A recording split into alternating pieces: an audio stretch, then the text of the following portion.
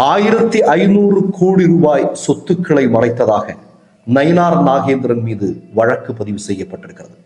இதன் மூலம் நெல்லை நாடாளுமன்ற தேர்தல் நிறுத்தப்படுமா என்பதைத்தான் தமிழக மக்கள் பார்த்து கொண்டிருக்கிறார்கள். அதாவது மனு தாக்கல் செய்கிறார் இங்க ஒரு வேட்பாளர், அதுல உண்மையான தகவல்களை சொல்ல வேண்டியது அவருடைய கடமை. ஆனால் பாஜகவுடைய பெரும்பாலான வேட்பாளர்கள் என்ன செய்து கொண்டிருக்கிறார்கள் என்பதற்கு நான் சில ஆதாரங்களை சொல்றேன். அதுக்கு முன்னாடி நயினார் நாகேந்திரன் விஷயத்துக்கு வருவோம். இப்ப நயினார் நாகேந்திரன் ஒரு பாஜக வேட்பாளராக நெல்லையில போட்டியிடுறார். அவர் மனு தாக்கல் செய்கிறார்.